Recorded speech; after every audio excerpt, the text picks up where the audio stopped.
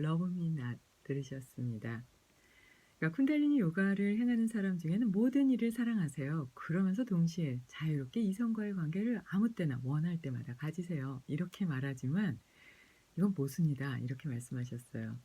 사실 저도 인도를 안 갔던 이유 중에 약간 요가가 이상한 쪽으로 신체적인 데 집착, 그 욕망을 만족시키는 그런 방법으로 행해지고 있다. 이 얘기를 인제 좀 심각하게 누군가에게 믿는 어른에게 들어서 인도는 가지 않으려고 했었거든요. 그러니까 약간 이게 이성적인 그 측면의 윤리적인 도덕적인 면이 '우리나라와는 많은 차이가 있는 나라야.' 이렇게까지 좀 오해를 하고 있었어요. 근데 "그거는 잘못된 방법이다." 이렇게 스와미지께서는 단정지어서 말씀하셨습니다.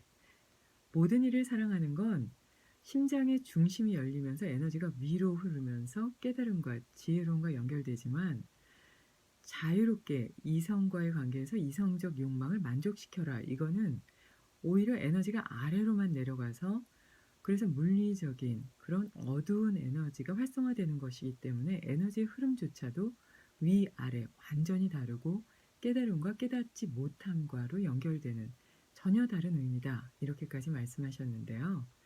또 하나는 모든 사람을 사랑하는 건 안쪽으로 에너지가 쌓이지만 이성과의 관계에 집착하는 것, 그 욕망을 채우려고 할 때는 에너지가 밖으로만 나가기 때문에 그 또한 완전히 다르다. 그럼 지치게 되겠죠. 그래서 이 두 가지에 대해서 명확하게 잘 구분을 해 주셨어요. 또 심장의 그 에너지가 완전히 열리게 되면 진정으로 모든 사람들을, 그러니까 원수까지도 사랑할 수 있는 그런 열린 마음을 갖게 된다고 하셨는데요. 이거는 자의 명상과도 연결이 되지요. 그래서 하타 요가 수행, 신체적인 움직임을 하는 요가 수행을 할 때 이 쿤달리니에 대해서 의식을 갖지 못한다면 "그거는 요가라고 할 수 없다." 이렇게 말씀하시면서 쿤달리니 에너지이기 때문에 그 에너지라는 힘이 내면에서 움직일 때 어떤 사람은 오른쪽 왼쪽으로 흔들기도 하고 땀에 젖거나 또는 정확한 방향 없이 막 몸이 흔들릴 수도 있다. 이렇게 말씀하셨는데요. 저는 오른쪽 왼쪽으로 흔들리고 막 돌고 땀 흘리고 이거 다 했던 것 같아요. 이게 요가 시작하고 한 6 개월도 안 돼서 막 그 경험이 있었는데요. 다행히 좋은 선생님이 계셔서 잘 넘어갈 수 있게 해 주셨고 그게 기춤이라는 에너지로 만들어지게 잘 이끌어 주셨거든요. 그래서 그런 스승이 안 계셨다면 그때 몸을 크게 다쳤을 것 같다는 생각이 들어요.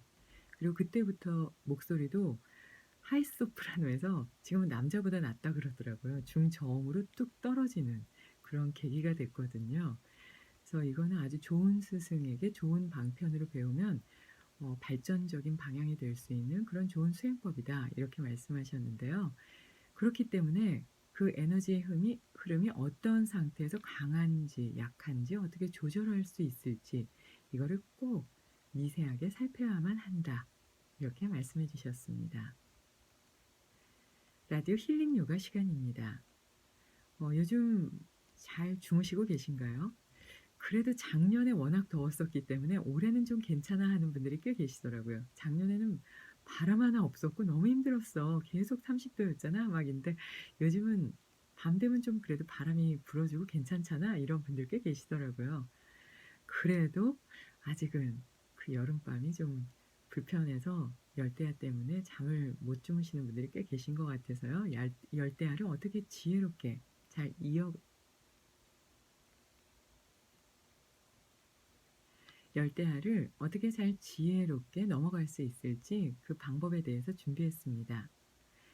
열대야 이러면 밤에 기온이 떨어지지 않고 25도 이상일 때를 말하죠. 그래서 제가 이거를 이제 한 일 주일 동안 이렇게 밤의 온도를 좀 재보면서 이걸 준비했는데요.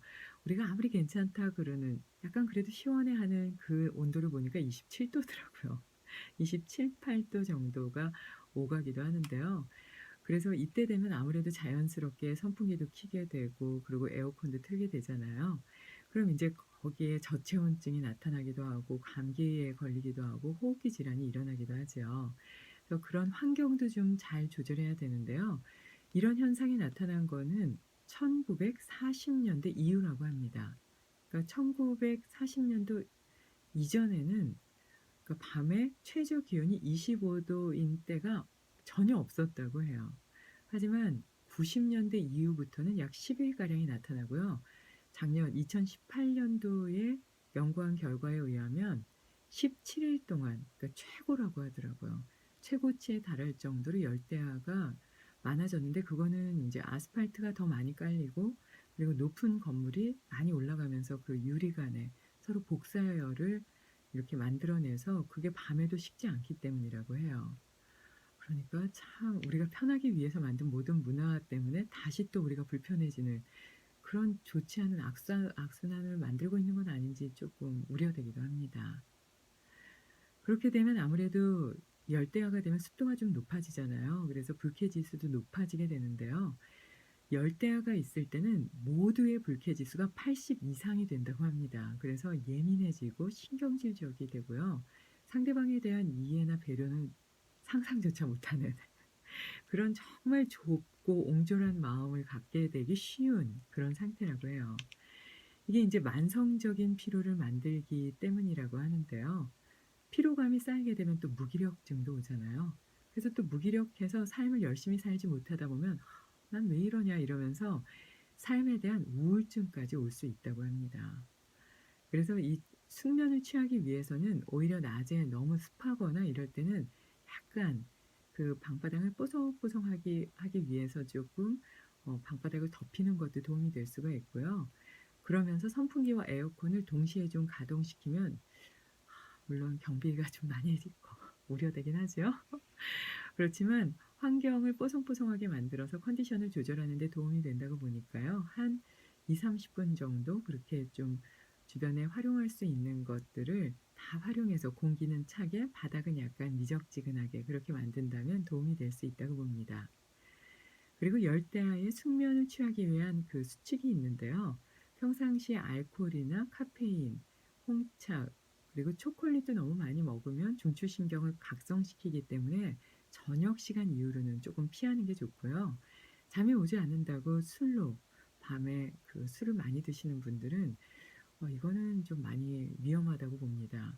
그러니까 신장도 약해지고 방광도 약해지고 위장도 약해지기 때문인데요. 게다가 담배까지 피게 되면은 호흡기까지 약해져서 면역력이 많이 떨어지고 피곤해질 수밖에 없다고 해요.